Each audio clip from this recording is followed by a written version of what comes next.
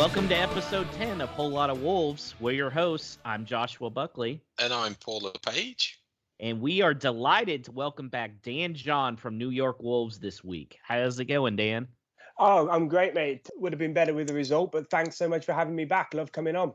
To anybody that's new to the podcast, Dan first joined on in episode 5. So if you haven't listened to that, go back and check it out to learn a little bit more about his support. He had a great story involving Crystal Palace and a Club America jersey and getting to actually go down to Mexico to see a Club America game. So really cool story. Be sure and check that out, episode 5. But we'll move ahead for this last game, guys. A little disappointing 1-0 result against Leicester City. Was that a legit handball? The problem is, by the letter of the law, yes. But I have not seen, and I don't just mean Wolves fans, I have not seen a single pundit, commentator, anybody be happy with that decision. And I saw a video doing the rounds on social media. There was no audio, but it showed the referees arguing in the VAR booth. And even this was after they awarded the penalty and it was done because they turned it over to the ref on the ground on the day. I can't remember who it was. But even they seemed in disagreement about it. And it really is ridiculous. What can you expect a defender to do? Are they all meant to run like little wooden soldiers with their arms by their side and nobody moves anything? To me, it just takes it out of the game. There was nothing Max Kilman could have done in order to avoid that. He didn't put his arm too far from his body. He was in a running motion. Yeah, just ludicrous. I didn't know the law had changed. They mentioned that during the commentary, and I'd like to think I'm pretty up, and if there'd been a development on that side of things to say that it now had to be more intentional. Yeah, I'd never seen it changed. I was already thinking that, they're going to give that based on there was a flash of his arm. But as you say, Dan, nothing in the way that was meant to be intentional with that, purely in his running motion and his stride. It's against the natural law of physics to try and remove your arm from that type of incident. So when I saw it being reviewed, I thought, that they're going to give that based on the decisions that they were given at the start of the year. But then when they said on the commentary that had changed and it had to be more obvious, that's when I thought it's a wrong decision based on that. And if you stay on and you watch the Liverpool-Man City game, exactly the same happened. So I don't know. And that's a problem. I think at the moment there's so much things that folk are unsure about, just when it's offside and millimeters and last armpit and handball. It's not turning into a spectacle for the supporter at the moment. I don't want to go on a big VAR rant. Okay, I'm going to try and avoid that. I'm a big rugby fan. I play a lot of rugby. When they go to it's TMO in rugby. When they go to the video referee in rugby, you can buy a headset if you're in the stadium at international level, or if you're watching on TV, you can hear the microphone conversation between the referee on the field and the TMO, the fourth official. And you can understand a way that they don't get it right 100% of the time, but their reasoning and why they think they're giving it and everything else, you can hear them explain it. And it leaves fans a lot more in the know, a lot more understanding, and a lot happier with the result. Whereas for some reason, VAR just doesn't do that. I don't know if you remember, I can't remember which game it was. It was a terrible decision. Connor Cody asked the ref, why did you give it that way? And the ref would just turn around and said, I don't know. Oh, yeah, I remember that. What game was that? Oh, man. That might have been Leicester away last year. I definitely, it was a night game. No, Leicester at home. It was definitely a night game, and we'd scored in the first half, and it got ruled out. So, was it the Willy Bolly handball, or somebody handball it headed it onto his hand or something? I think it was that offside that it was like millimeters from the corner. We'll have to go back and check that one out for sure. But yeah, it takes away from the flow of the game. But I will just give a bit of a shout out. I thought Max Kilman for a young lad, he dealt with it well. And he continued to perform for the rest of the game. Honestly, I thought defensively, apart from Alt-Nouri's I don't know, I want to call it over-eagerness, brain fart. He's still young, he's still inexperienced. We defended pretty well, but that's not the problem. We're going to get on to what the problem is, and that's sometimes we can be very solid defensively, but going forward, we offered very little in that game. Yeah, I agree with you that the defense was solid. Kilman, a young kid, can easily go on tilt after something like that. He didn't. I thought Willie Bally had a great game. Semedo was solid. I declared Eight Nori the next great thing last week. Okay, maybe I need to pull that back some. He's still going to be an awesome player, but you could tell he struggled with the higher quality in Leicester City compared to Crystal Palace. It didn't seem that they particularly targeted him, and I don't know whether the occasion got to him a little bit, that it was away from home against that high quality opposition, but he just seemed a little rabbit in the headlights, whereas the previous week he looked so assured. On Sunday, there were passes going astray. He was getting caught out of position. He didn't seem to have that confidence to take the man on or advance the ball forwards. But I think you have to wrap it up in that bow that it's young. It's his second game, tough opponents, away from home. Chalk it up to experience and put it behind you and move on. I actually want to comment on something you just said there about him not advancing the ball enough. I was watching that game, and I don't want to jump on Nuno here, but I think this is when we're playing, for want of a better word, let's be real, Leicester last season, if it wasn't for COVID, could have finished top 4. Good when they came back from the break, and they didn't achieve what they could have done. But let's say they're around a top 4 team or a potentially top 4 team. To me, it seemed like even Semedo as well, but not as much. They were going forward and getting just over the opposition's half and then stopping. I really think that this Nuno's approach of balance and wanting to control the first half and not going too far down. I think in Palace, where they were allowed to attack in that game, I think it must have been a tactical reason that they weren't allowed to go all out in attack. And I think that kind of cost us a little bit. I'm all for him setting up not to lose to begin with. I think that's solid. I like that foundation. What got me a little bit from Sunday, and hindsight's a wonderful thing, and I'm not sure whether it's down to this in particular or what I'm going to add, but I thought it was a ready-made game for a switching formation to have 3 midfielders who for one advanced. And if there was one game where you could start Fabio Silva as a 2 with Raul, it was that one, and see how a 5-3-2 goes. And I let bygones.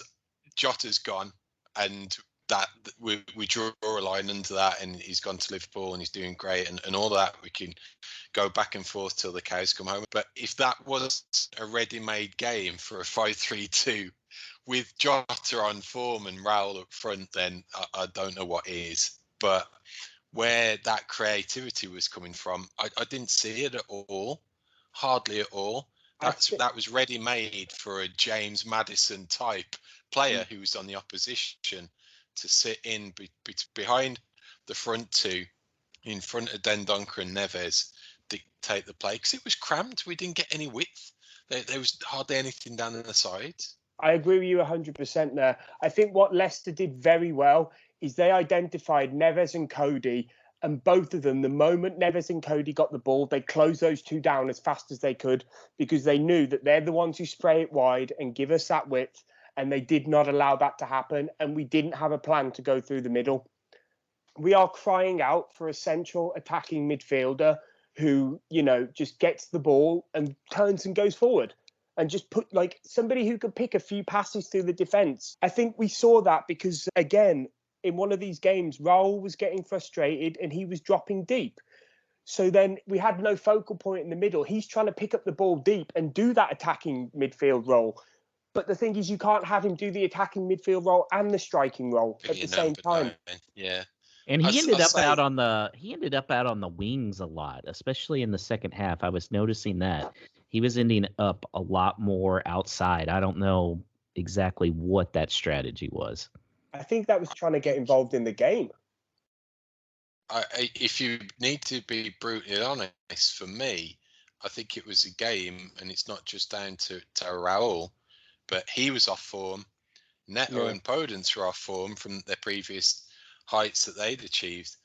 If Raul had been pulled on the hour mark for Fabio Silva, I'd have said that's a decent decision because he was having a stinker. You know, he was trying to, fair play, he was trying to make something happen. He was dropping deep. He was going looking for the ball. But his decision making seems off at the moment. They're seeing one chance in the first half again, I think, where he could have played Podence in on the left-hand side. And he ran into traffic and it broke down. It just seems these little bits. And I said it last week that we're still not a team in form.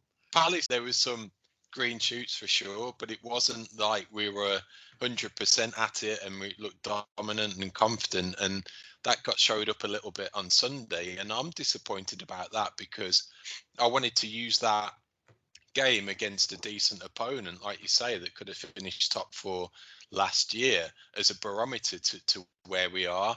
And it's probably dampened my expectations a little bit from where I thought we'd be, that it's still looking like we're work in progress. Yeah, there is a little bit of inconsistency. You go up one week and then it's one step forward, one step back kind of thing. Like, it's not 2 steps back. We're not regressing, but we're taking a big step forward. And look, like that first half against Palace, if we played it like that against anybody, and I would back us against Liverpool or City, we took them apart. The second half against City, we weren't converting, but we were all over them. And then you see like some of the first halves we have. I think it's becoming a thing now where we're trying to contain too much in the first half, and sometimes we have to attack a little bit more. But we're not the finished product. And for us to be playing like that against, like I said, a potentially top 4 team, it isn't the end of the world. I saw the Liverpool-Man City game, and the first half, both teams were held for leather. And then the second half, they both dropped off and just contained and just didn't want to lose. And I think both of them would have loved a win, but we're happy with the draws. I can't get too down on it that we played a potential top 4 side, or a side definitely challenging for the top 4, a definite rival. We lost, but we weren't outclassed at any point, really. Yeah, I think we definitely need to give Leicester City a lot of credit. They played well. They played really well defensively because, like you said, Wolves were really attacking there in the second half. I thought their back line was really great, keeping Wolves from getting that last pass into the box. They had a couple really big stops by those center backs. It won't surprise me at all if Leicester City finishes top 4. That's a good team, and that was a team, too, that was missing a couple of players and still was playing that quality. Especially after a long week that they had, very packed schedule. Like, kudos to them. They played great. And it's fine margins, isn't it? I can only think of the one save that Rui made, bar the second penalty off Vardy where he tipped it over the bar. But Rui was pretty quiet apart from that. Defence did a great job. And yeah, it wasn't like Leicester were trying to attack. We were able to stifle them. It wasn't a 1-0 hammering where Rui was man of the match or anything. We were pretty quiet. It's just a shame that we couldn't take that step forwards in the attacking sense and be a little bit more forthright and have some more creativity in end product when it came to the final third. Who did you guys think Wolves' man of the match was? We got to look at the bright side here a little bit. For me, I'm going to probably give it to Willy Bolly. He was trying to push forward. Like, he was trying to move that team. Like, when he got the ball, he was almost on the heels of the midfield, trying to move the team up the pitch. I thought he's had a couple of dodgy games this year. He hasn't looked back at the races. Maybe with his eye on Ivorian selection, he's stepped his game up. But he looked really good. How about you, Paul? I agree with all of that. He was definitely a defender, and he was probably the best out of a bunch of sevens in the back. And again, it's just a shame that the rest of the side were sixes, and that was our downfall. But then again, fine margins. That chance to Neves was fantastic save from Schmeichel. That was stunning. But that's what we need more of. We need him having those types of shots again. We need more goals from midfield. When it's that tight a game, we've got to do more offensively with our set pieces. So our corners didn't really threaten at all. When it's chances that are few and far between, you've really got to make the most of it. And again, players out of form.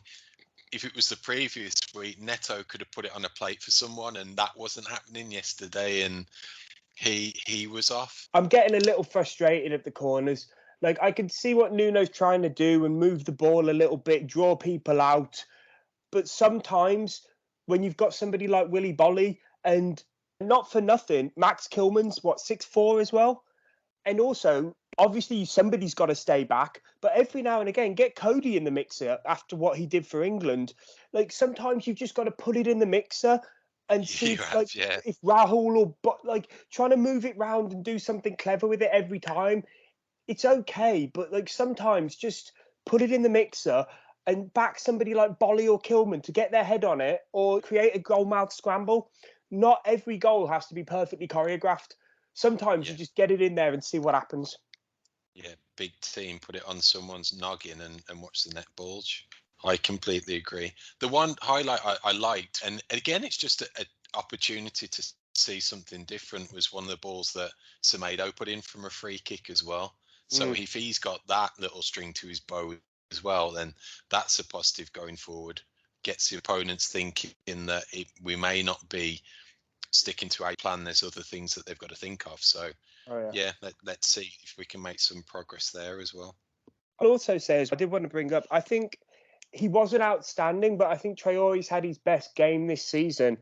And he got the ball. He did a little bit more with it. He could have done more, but so far this season, I think he's been, I don't want to say average, but he hasn't excelled like we know he can. I wanted to get your guys' opinion. As far as I'm aware, I might be wrong, but he got offered a big contract he hasn't signed. Do you think there's a potential that he's looking at himself as a second string guy and being like, no, I don't want that? And also, do you think he needs a bit more game time? It's difficult for him to get ahead of Podence or Neto, but if he's not getting that game time, he's never going to continue to take the next step. I agree with the game time. I brought it up in the last episode that I thought he should have started this weekend just for a confidence boost.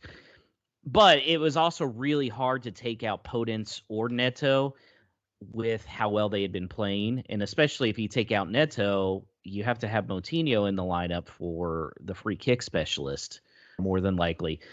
But I think after this last game, unless he's pretty worn down, because it looks like he'll start for Spain in both of their international games, I think he's got to start now this next game. Okay, so this was a little bump in the road for Podence and Neto. So let's put Traore in there. This is why you have multiple guys, and we'll try and mix it up. I would probably start Neto and Traore and then bring Podence in off the bench just to see if it works. But yeah, he's not going to get better unless he's playing. Agree. I think when he did come on, it showed you the shape that he was looking to fit within the team, that he was more tucked in on the right-hand side. And that was probably a little bit of a letdown from the lack of game time between him and Semedo. We've talked about this before. If that clicks, and it can click, then that could be really damaging that right-hand side, because I'm pretty sure that Leicester made a concerted effort to put two men on him when he came on. And I think they switched out and brought a defender on. I can't remember the specifics, but there was a definite intention of having two men on him. And I think their third centre-back was coming out more to him as well. So there's times when there was three men around him, and that's great if we've got some of the creativity and space generated on other parts of the pitch up top, but that wasn't happening. Hopefully more time with Traore and Semedo down the right to get that understanding, and we'll probably see it when the international break is over and we get back to it against Southampton. Although we talked about that shape, I wouldn't be opposed to going crazy out attack and having Duncan Neves shoring up the middle, Neto Podence on the wings, and then Raul up front with Traore filling that number 10 role. Maybe just let him run the middle of the park and just bully his way through people. Just as another option, as something to try. He's not like a natural number 10, but he was trying to make a few runs inside, and then maybe if he just makes the run and gives a little pass to Raul in space, we could see something there. But I think he needs to be on the field. Yeah, Ryan's brought that up before, who hosts our Coach's Corner on the podcast. he's brought up that he thinks Adama could succeed at that 10 role. And we did see when Fabio came in a little bit more coming inside for Adama. And maybe that's why he's not starting on the outside at games. Maybe Nuno's still working on a transition with him, and he doesn't want to throw him out there on the outside if he's been just working on training on starting in the middle. There could be several reasons here. Let's hope so. I think we need to. I know Nuno likes playing his one way. But we need to have a plan B, plan C, depending on who we're facing. Troyer is the type of player that would allow that to happen as well. He's just got that it factor that teams have to account for that. Back to your point questioning about whether the contract has anything to do with it. I think it's an interesting observation. I don't think so personally. I think he's found a home at the Wolves and a coach who adores him, and you've got a special bond. But yeah, I'm not sure with international exposure, and if there was talk over the summer, if his head's turned, I'm not sure. But I genuinely think that he's in the best spot for his development, and maybe that international experience has encouraged him that, yeah, I'm in the right place. Look how far my game's come under this coaching team. I can go forwards as an international player as well at the same time. I'm not looking to move. So, yeah, I'm not overtly worried, I don't think. And to be frank, he would probably come off the bench for some of the bigger squads right now. The ones that were looking at him, the Liverpools, the Man Cities, I don't see that right now he would start for them. I could be wrong, but I think he'd be used in a similar way. 60th minute, let's go. Let's see what you got. On that, it needs to be the 60th minute if you're going to do that. Sometimes Nuno starts getting him ready at the 60th minute, and by the time they've finished oiling up his arms, after they've gone through 2 or 3 bottles of baby oil, it's the 70th minute, and he's coming on with just less time to make an impact. So I think if we're going to make that 60, 65-minute change, it has to come, I don't want to say earlier, but it has to be more prompt, and not just by the time he gets on, it's 75, 80 minutes, because what are you going to do with 10 minutes? Yeah, I think you're right. He should be ready to start as the second half kicks off and give it 10 minutes. And if he's not seeing any noticeable improvement into what he wanted to get across, then yeah, it's 55 minutes. You're coming on, you warm, you're ready, let's go. You get that extra time that way. So yeah, having that earlier action would be helpful. So we're talking a lot about an attacking midfielder. Did you guys see the rumors on Twitter today about Renato Sanchez? I saw them. It's just difficult because it honestly seems that some of the media go around and, is he Portuguese? Yes. Is he doing okay? Yes. All right, he's linked with Wolves. It would be a big name, big money signing. He's not a huge name, but he's a big enough name that he would expect a certain wage and a certain price tag associated with him, which, as you can see from like our team at the moment, we haven't really gone for. We prefer the players that we can work on and develop. Would I take him if we can get him for a reasonable price? I think he could be a good option. He's been doing all right. He's at Lille now, I think. Yeah. He's been doing okay from what I've seen, from what I've heard. Is it possible? Yes. Is it probable? I don't think so. It was a name that was brought up by Tim Spears before the transfer window opened up. So I have kept my eye on him throughout, just because I thought, as I told Paul and have said on the podcast here, I think ownership is waiting to see, okay, this could be a transition year, but if we're in the hunt come January, then we'll look at getting a midfielder. So it doesn't surprise me to see his name coming up, especially so far. It's been a successful start to the season. Yeah, we've missed a few points here and there, but overall, I think if you told us, hey, you'll have 13 points at this point in the season, we'd be like, okay, I'll take it. So I don't know. I would love to see it personally. I know he was a disaster at Swansea City, but he's done a lot better. He's a Team Portugal guy. I think he'd be a really good fit here. Just as we get early into the next transfer window speculation, it just seems like the last one's closed and we're already talking January.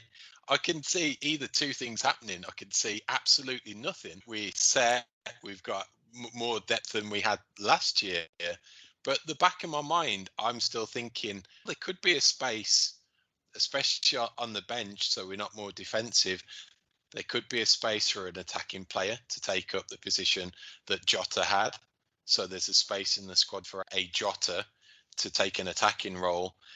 And I'm not sure how they're looking at Dendoncker. So if there is a player that offers a marked upgrade on Dendoncker that could offer you that little bit more in terms of dynamism maybe, and more of an attacking threat from someone who could run with the ball and be forward thinking with when the ball's at his feet, I think there could be scope for a central midfielder in that mould as well. So yeah, I'm not ruling anything out come this next transfer window. You're right. It's going to be interesting how we are in the season in terms of position and advancement and what the market's like. Are these types of play going to be available? The Fosun aren't the type to overpay.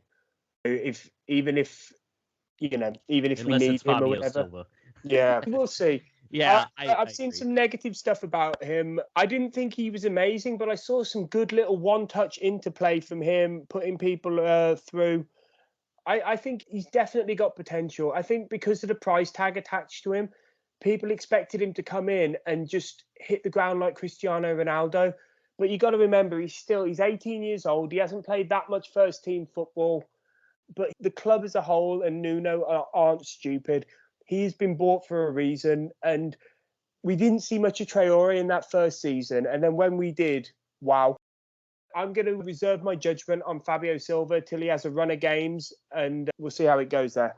Me too. I've got complete faith in the strategy about scouting him in the first place and the role that he's going to take up, because I'd much rather them go down this route and identify an 18, 19, 20-year-old with promise that they can bed in, gradually nurture, build his minutes up, get him accustomed to everything that goes into it, factoring that he's a young kid moving to a new league, new country, doesn't speak the language necessarily apart from his teammates. I'd much rather them invest their time in that. Maybe you're paying over the odds because of his age and his potential. I'd much rather them do that than spend 10, 15, 20 million on a journeyman bench warmer in the mould of a Nelson Oliveira or a Edson Cavani. You know, I'd much rather us be invested in that type of approach that we're going down. And you're right, we just got to give him time. It's that expectation that, wow, we just broke our transfer record, this kid's going to come in and be amazing. It doesn't necessarily work like that. So here's a question for you guys. It's pretty well documented. Raul struggles a little bit that first game after the international break, mostly because of all the traveling he has to do for Team Mexico. With the international break going, knowing Fabio and some of those younger guys are sticking around camp, they'll be getting extra training time. Would you consider starting him against Southampton? It's a possibility. I was thinking about that exact question today and whether we've seen it before. And I'd have to go and look back at his first season when we signed him. I think he might have come back from one international game that was a lengthy trip and he didn't start the next one. So there may be a precedent. I don't know. I'd have to go back and look. But for the most part, he's pretty much traveled the world and come back and started. So whether this is a little bit of a new era for the Wolves with that added squad depth, with a player off the bench that's in his mould, they've got more license to do that and more freedom. Maybe. I think it could be ability. If we do, we give Raul a half and Fabio a half. I'd be keen to just get him some game time. Mm-hmm. The problem is Southampton are no mugs. They get it. Hasenhuttl, however you pronounce it, sets him up well, and they're not going to be a walkover. They're not. It's not like last season. They're not going to be a walkover opposition. It's up to Nuno to make that decision. But if Raul's looking tired, he played so many games last year, barely any rest, flying to Mexico or wherever. New baby, lack of sleep. Oh, yeah, you're right as well. Yeah, new baby. Maybe he just needs a bit of time. Maybe just put him on the bench. And I think, obviously, he wants to play every game. You can see that. You can see how he reacts when he gets bored off. He always wants to be on the field with a chance of getting a goal. But sometimes you have to just manage the player himself and be like, look, you need a break. You need a rest. You'd hope with the backroom team, the level of science that they've got in terms of player performance, their physical condition, all the tracking that goes into training sessions and games to get an idea of where they are physically, you'd pretty much hope that all of that's in check. You get a lot of confidence when it comes to Wolves' backroom team, when it comes to those types of decisions. And yeah, if that's leaning towards him having a rest, it's a case of managing his expectations and as you say, managing the player in the right way so that it's a decision for the team rather than the individual. 100%. Certainly a lot to think about as we head into the international break, a little week off, and then picking it back up with Southampton when they come back.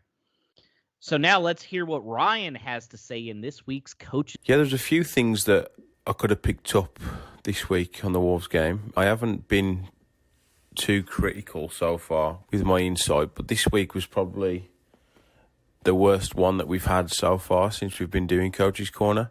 First of all, I just want to point out that I really like Podence going forward, but I think he got exposed this week defensively.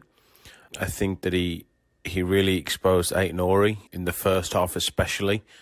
I think that's where they attacked him. Made Aït-Nouri obviously not have a very good game, but it was because he was being doubled up. And if you notice, Podence wasn't doing his defensive work very well. There's a few occasions where he's let Justin go past him and then Aït-Nouri's being doubled up, and ultimately that's where the penalties have come from, both of them from that side, especially the second one where Aït-Nouri gave the penalty away, just being left isolated on his own. A couple of times Neto came over and they switched, which they're quite fluid as the front three between Neto and Podence and Jimenez. They switch their positions quite a lot. But I really think that defensively, Podence struggled this week. When Neto came on Aït-Nouri's side, I think we were more balanced, just because of on Semedo's side, when Podence is on Semedo's side, he's got obviously more experience and he's a little bit more defensively astute than Aït-Nouri at the moment. But as soon as Podence comes back onto the left, it really exposes that left side. When we're playing, which Leicester are now, one of the top six teams, I think the only way you can have Podence is in a 2 up front. I don't think it's going to work with him being one of the wide players, because he's just going to leave his wing back, whichever side he's on, he's just going to leave them exposed. He's not doing the defensive work coming back, which is also hampering the midfield, because if he's not coming back, then Neves or Dendoncker has to come and push over to try and help cover, which they were outnumbered in the first place. But when one of them has to come over and help the wing back, they're leaving one person in the middle, and it's either going to be 2v1 or 3v1 in the middle. Especially this week, Podence got exposed, and I think the formation switch. I would much rather have Traoré there, because defensively he will do it and come back and help the wing back. So if we're going to play, as I said at the start, I really like Podence, but attacking, he's fine. Defensively, he can't do it. So I personally think from this week, if we're going to play a 3-5-2, which I think it may happen eventually when we come against the bigger teams, because we can't be exposed to those two in the middle. Podence will be okay playing centre forward with Jimenez. I just can't see. Hopefully Nuno can get into him and get him to do that defensive work. But I don't know what was wrong with him this week. But he wouldn't. You could just see that he wouldn't get back and help the wing back. That's the one thing that I noticed this week. As I said, there could have been a few things, but that was the main thing. Hopefully we can adjust over the international break and try and fix it.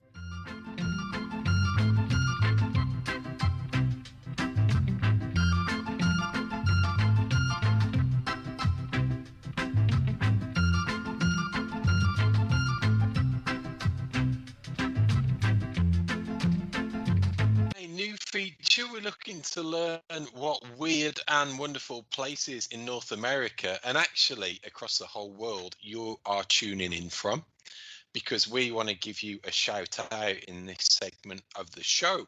So let us know on social media. You have Facebook, which is facebook.com/whole lot of wolves, and Twitter, which is at WLWpod, so WLWPOD.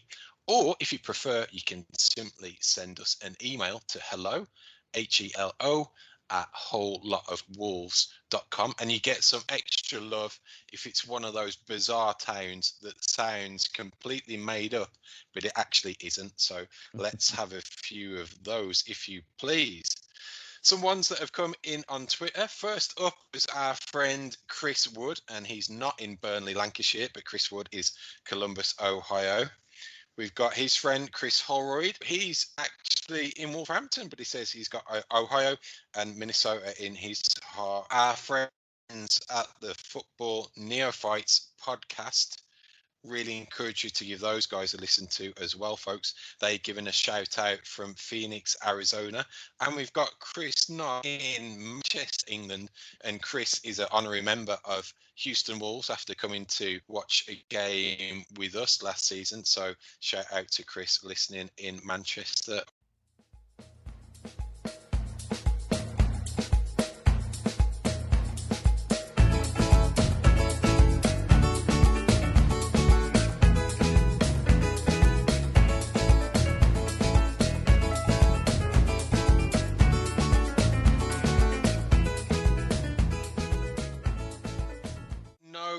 Games this weekend. It's back to having to do practical stuff around the house and all those boring honeydew lists that you put on the back burner. So we will still be keeping a close eye out for Code, Traore, pretty much the whole of the Portuguese squad, and also our very own American Zoe. So from the little we've seen of him, Josh, do you have him making an impact on the international stage, or do you just think they're trying to lock him down early so he pins his colours firmly to the mast of the US men's national team? So the big thing to remember for the U.S. men's national team is they weren't able to use any MLS players, which may be a blessing in disguise. So they had to go for all international. So that's why Owen is making this roster. Yes, he may get to see some playing time. I wouldn't expect him to start. I would expect him maybe to come on as a late sub against Wales, especially with it being a friendly. They'll have an unlimited amount of substitutions, and they may just want to see where he's at. Team USA is looking really sharp right now. Really young squad. It's the youngest international squad this international break, and he fits that profile. Okay, let's see what he's got. Let's see if he can make an impact. I don't expect to see him more than 10 minutes or so a game this transfer window, but we'll see. It also might be a case of get him around the squad, get him used to the setup over there, get him introduced to some of the other players so he gets to know these guys. Obviously, the hand was forced, as you said, by not being able to use MLS players. But look at how long do we have to badger Gareth Southgate to give Connor Cody a chance? And now he got captain, and Gareth Southgate put him on the leadership part of England and all that kind of stuff. Obviously, Owen isn't at that level yet. But if you can make a good impact and show you're a team player, you're willing to work hard, catch the coach's eye a little bit in training, a few years down the road, people remember that kind of stuff. I wish him the best. I really do. Nice to have another international player.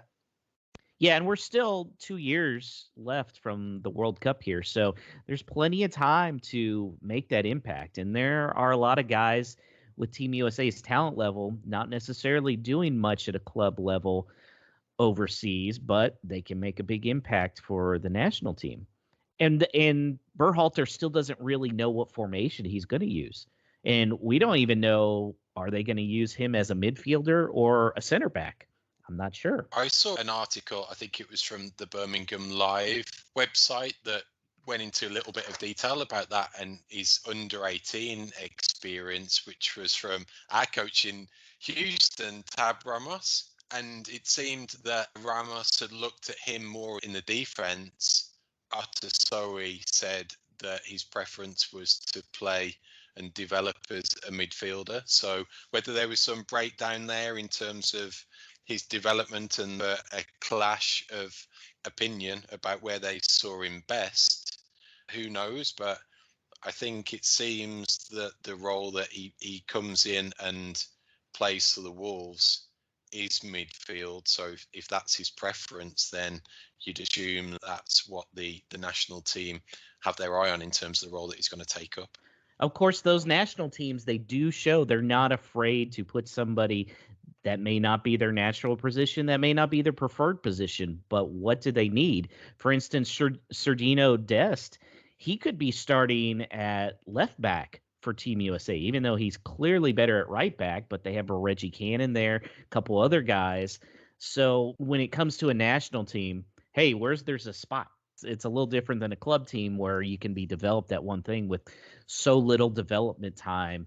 It's a plug and play type deal. We're Wolverhampton, we're on our way back. We have a very special guest joining us on this part of the show, direct from England and direct from Molyneux.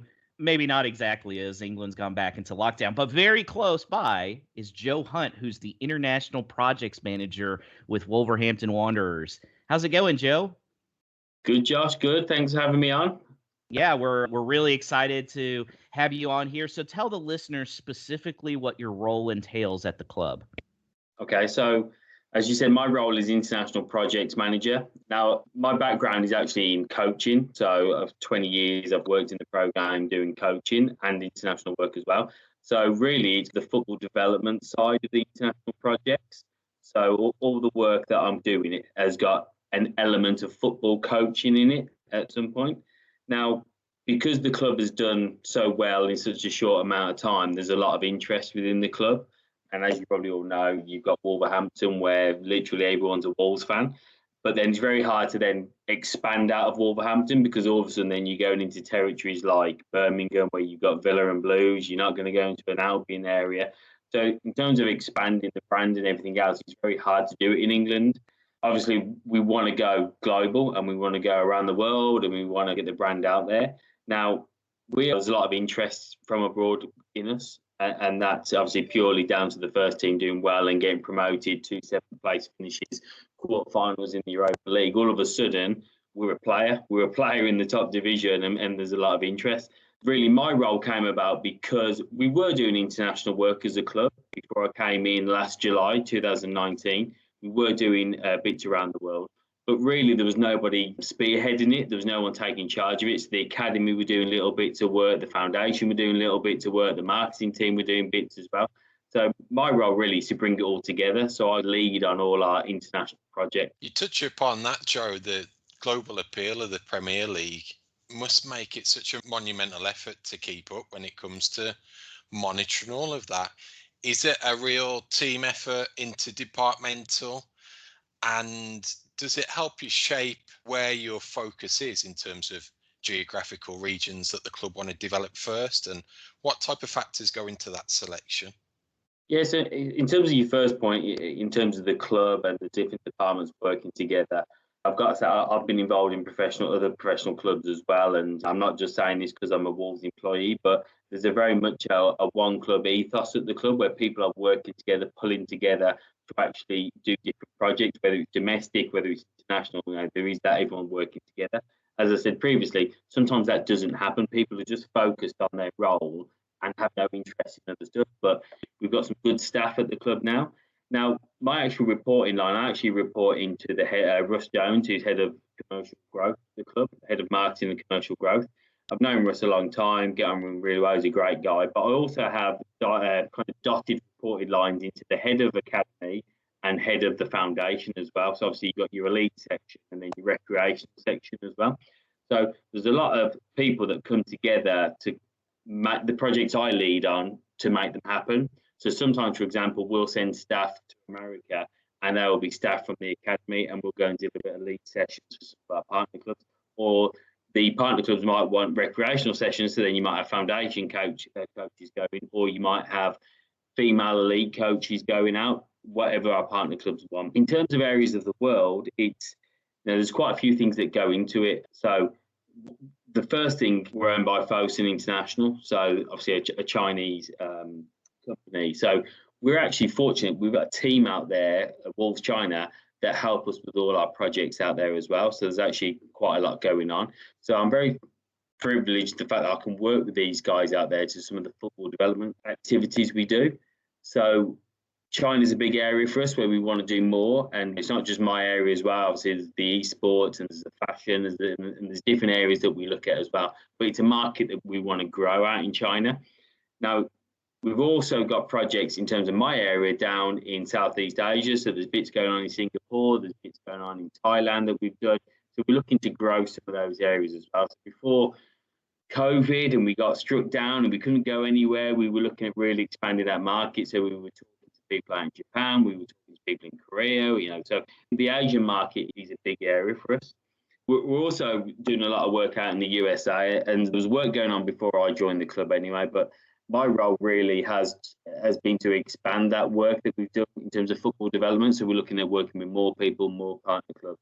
But there's also other activities that we do as well. So we actually work with a couple of universities out there with some of their students. We also work with the Premier League on the Premier League Morning Lives, which are a good event. And unfortunately, it got cancelled. One got cancelled due to, I think it was Philadelphia we were supposed to go to in April, which was unfortunate. We didn't get to go do that one. Obviously, there was one out in Texas as well, which was good.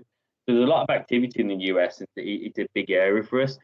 Now, during the pandemic, it's been hard because we can't physically get out to places because of travel, but that hasn't stopped us with our digital content. So a lot of our work has been with partner clubs in terms of the coach education side. So we've had lots of Zoom calls, webinars where we've worked with people.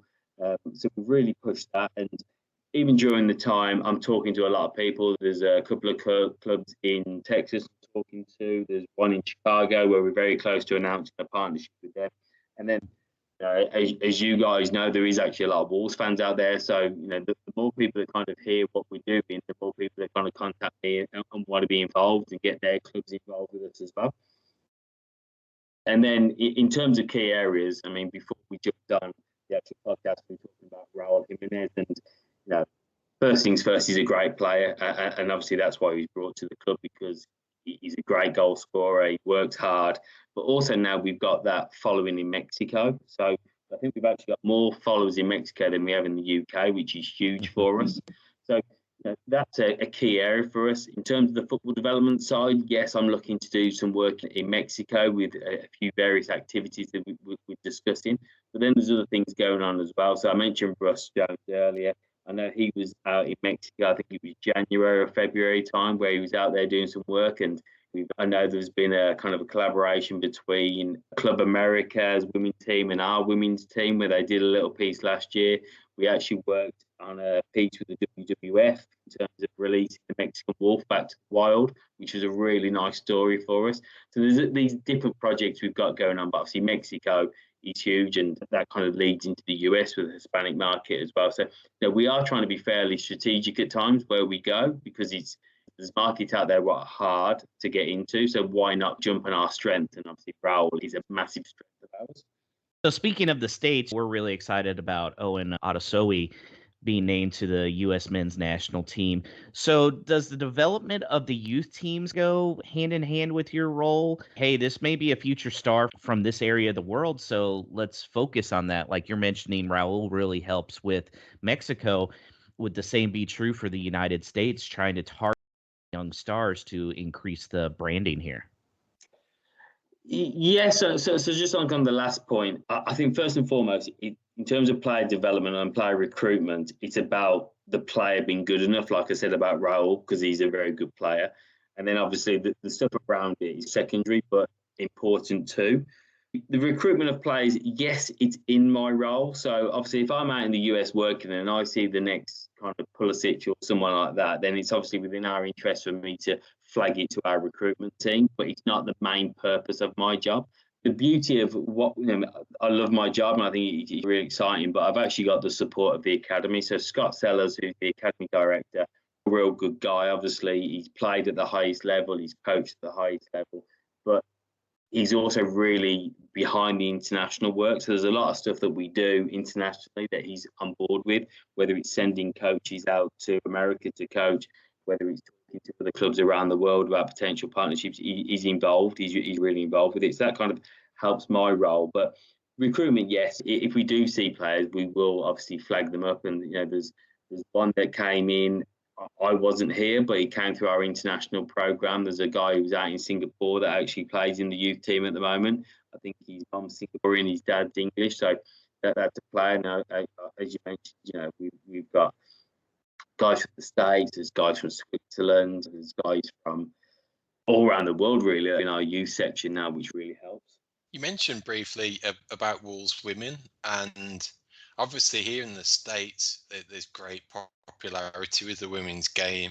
We got some household names and many who've now dividing their time and coming over to England during our winter play. So how do you think your role and the club's strategy overall is going to develop when it comes to Wolves women?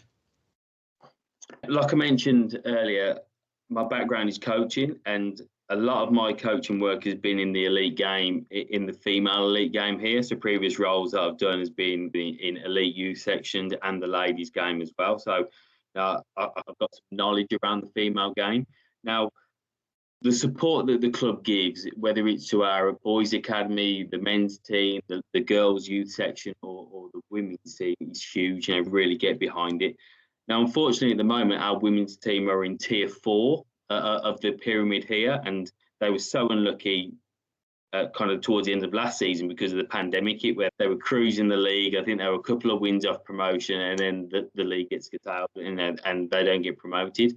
So we're a year behind where we should be, but that's nobody's fault. That's just the way of the world at the moment. So the support is there for it. It's massive, and we are always trying to improve our women's team.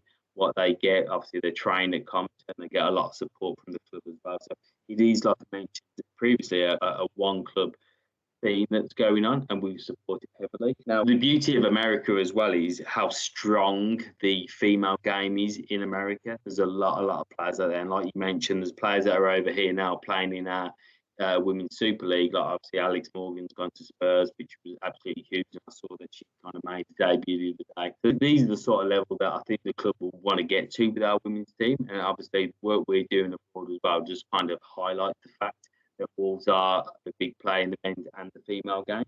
But unfortunately, with the women's, it's time. That's the big thing. It just takes a little bit of time to actually get into the top division. So you probably know that when the Women's Super League started, it was all on, you wrote bids and tried to get in that way. It wasn't done on promotion, relegation, anything like that. It was basically who had the kind of the best facility structure, the money behind it. Now, that's gone, unfortunately. It's now on promotion and relegation. Now, the Wolves women need to get out of tier 3 and then into the championship and then hopefully into Super League 1. And finally, Joe, we'd like this podcast to be a platform for you and your role to get out there and increase awareness. So if anybody's interested in hearing from you, how can they get in touch with you? So they can email me, joehunt@wolves.co.uk. Just drop me an email and we can talk. Now, like I mentioned, a lot of my projects is around football development. So it's about the coaching of either players or the coaching, the coaches, the coach education side of it. By all means, we're open to discussing different projects in the US. We don't dictate to our partners about what we're going to give them. We're very open-minded about what the partnerships can entail. Some clubs want to work with our elite section, whether it's the girls, whether it's the boys. And some clubs, like I mentioned previously, want to just do the recreational work. And as a club, we do that anyway. We work recreational development and elite. As I mentioned about, we've got a nice, hopefully we'll launch it in the next month or so with a club out in Chicago where we're actually covering all those elements in that partnership where we do elite work, development and recreational kind of work in the communities. We're very open-minded about it. So if people have got ideas how they'd like to work with us, then by all means, drop me a line and we can discuss it.